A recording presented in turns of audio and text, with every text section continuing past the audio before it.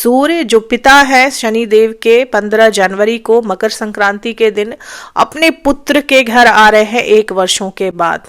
बहुत ही महत्वपूर्ण रहेगा ये दिन आप सभी तुला राशि वाले लोगों के लिए,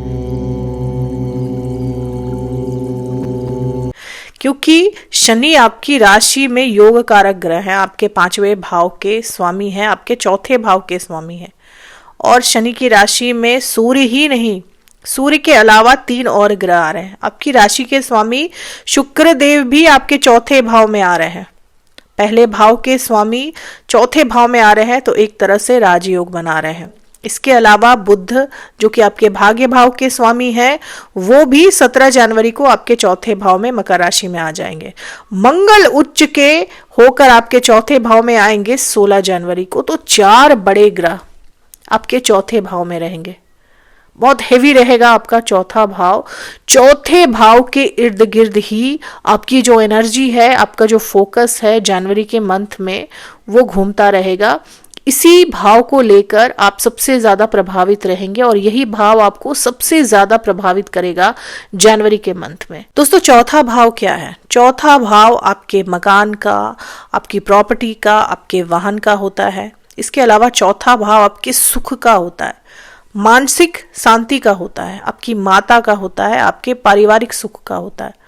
और 4थे भाव में 4 ग्रह, शुक्र देव यानी आपकी राशि के स्वामी जब आपके 4थे भाव में आएंगे 13 जनवरी को, तो सेहत तो आपकी अच्छी रहेगी, मानसिक शांति भी बनी रहेगी। शुक्र क्योंकि मंगल और सूर्य जैसे ग्रह के साथ रहेंगे, तो शुक्र प्रभावित होंगे, जिस वजह से बीपी की समस्या रह सकती है आपको। आपके हार्ट का खास ध्यान रखना है, क्योंकि 4था भाव आपके हार्ट का होता है, आपके चेस्ट के अराउंड जो एरिया होता है उसका होता है। तो लंग्स का, हार्ट का, इन चीजों का खास ध्यान रखना है। आपको ज्यादातर अपने आप को फ्रेश एयर में रखना है, नहीं तो लंग्स से जुड़ी परेशानियां हो सकती है, सांस से जुड़ी परेशानियां आपको हो सकती है, क्योंकि 4थे भाव में शुक्र भी रहेंगे और उनके साथ मंगल और सूर्य भी रहेंगे। स्किन से रिलेटेड प्रॉब्लम हो सकती है आपको, क्योंकि सूर्य के साथ जब शुक्र होते हैं तो स्किन से रिलेटेड परेशानियां देते हैं।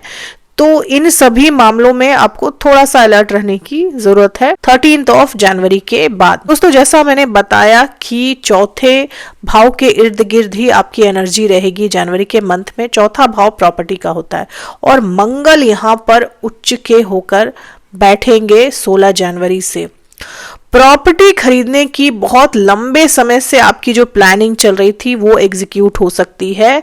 आप प्रॉपर्टी में इन्वेस्ट कर सकते हैं, नया मकान खरीद सकते हैं या बनाने की शुरुआत कर सकते हैं, भूमि ले सकते हैं, लैंड खरीद सकते हैं अपने लिए, कृषि भूमि खरीद सकते हैं, क्योंकि 4था भाव कृषि भूमि को, एग्रीकल्चरल लैंड को भी दर्शाता है, तो आप उसमें भी इन्वेस्ट कर सकते हैं।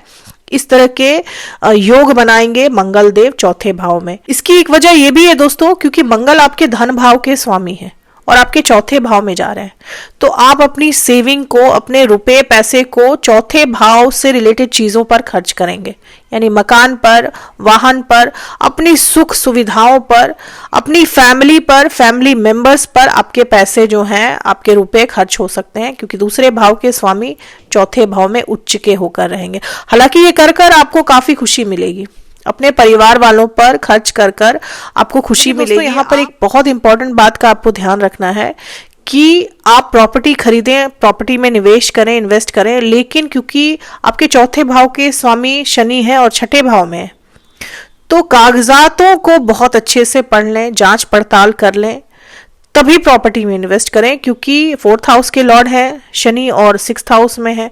6ठा भाव आपके रोग, ऋण और शत्रु का होता है। तो बिना सोचे समझे कहीं भी इन्वेस्ट ना करें, नहीं तो परेशानी में आप पड़ सकते हैं। सोच समझ कर इन्वेस्ट करें, क्योंकि प्रॉपर्टी खरीदने के योग तो आपके बन रहे हैं, लेकिन बहुत ध्यानपूर्वक कागजों को बहुत अच्छे से पढ़कर ही आप प्रॉपर्टी लें। सोच समझकर कहाँ इन्वेस्ट करना है, किस इन्वेस्टमेंट से आपको फायदा मिल सकता है, फ्यूचर में कौन सा इन्वेस्टमेंट आपके लिए अच्छा रह सकता है, ये सब कुछ जानने के बाद ही इन्वेस्ट करें। वाहन भी आप खरीद सकते हैं, क्योंकि 4था भाव वाहन का भी होता है और शुक्र भी रहेंगे आपके 4थे भाव में, तो वाहन खरीदने के भी योग बन रहे हैं। आप वाहन खरीदने की सोच रहे हैं तो व्हाइट कलर के वाहन लें, तुला राशि वाले लोगों को व्हाइट कलर के जो वाहन होते हैं वो ज्यादा सूट करते हैं, तो आप अगर व्हीकल खरीदने की सोच रहे हैं, वाहन खरीदने की सोच रहे हैं, तो व्हाइट कलर को प्रेफरेंस दे सकते हैं। बात करें आपके करियर की, आपके बिजनेस की, तो आपके 10वें भाव पर 4 बड़े ग्रहों की दृष्टि रहेगी। चौथे भाव में बैठे सभी ग्रह आपके 10वें भाव को भी देखेंगे, तो 10वां भाव भी बहुत हेवी रहेगा। आप पे बहुत प्रेशर रह सकता है, काम का बहुत ज्यादा दबाव रह सकता है, दफ्तर में आप बहुत ज्यादा वर्कलोड महसूस कर सकते हैं।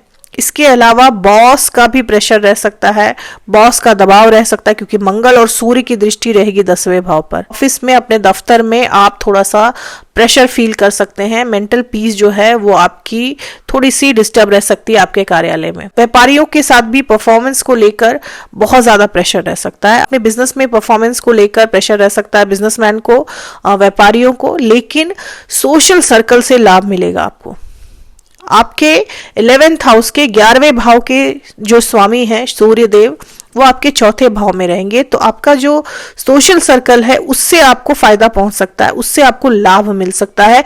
बड़े बड़े लोगों से, उच्च पदाधिकारियों से आपकी जान पहचान हो सकती है, और उस जान पहचान से आपको आपके बिजनेस में, आपके व्यापार में लाभ मिल सकता है, क्योंकि सूर्य बहुत अच्छी पोजीशन में रहेंगे। हालांकि सूर्य जो है वो दिशा बल खो देते हैं 4थे भाव में, लेकिन क्योंकि उनकी दृष्टि रहेगी आपके 10वें भाव पर, तो जहां पर सूर्य की दृष्टि पड़ती है उस भाव को कहीं ना कहीं चमका देते हैं सूर्य देव।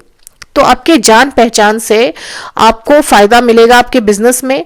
दफ्तर में भी काम का प्रेशर जरूर रहेगा आप पर, लेकिन क्योंकि सूर्य की रोशनी पड़ रही है तो आप परफॉर्म भी करेंगे, और परफॉर्मेंस के बाद आपको रिवॉर्ड या अवार्ड मिल सकता है, जिससे आपकी प्रतिष्ठा, आपका सम्मान बढ़ सकता है आपके दफ्तर में, क्योंकि सूर्य की रोशनी पड़ रही है, और सूर्य की रोशनी जहां पड़ती है वहां प्रतिष्ठा बढ़ जाती है, सम्मान बढ़ जाता है। लेकिन प्रेशर रहेगा काम का, इसके लिए भी आपको तैयार रहना होगा। मैरिड लाइफ के लिए अच्छा समय है, क्योंकि आपके 7th हाउस के लॉर्ड जो हैं मंगल देव, वो आपके 4थे भाव में रहेंगे, तो जीवन साथी माँ की तरह ख्याल रख सकता है आपका। आपके स्पाउस के साथ मिलकर पार्टनरशिप में आप प्रॉपर्टी ले सकते हैं। आपका स्पाउस आपको प्राउड फील करा सकता है, आपको मोटिवेट कर, मंगल उच्च के रहेंगे यहाँ पर, लेकिन आपकी मदर और आपके स्पाउस के बीच में झगड़े रह सकते हैं। रेमेडी के रूप में तिल का, काले तिल का दान करें। आप 15 जनवरी को, जिस दिन मकर संक्रांति है, उस दिन काले तिल का दान जरूर करें।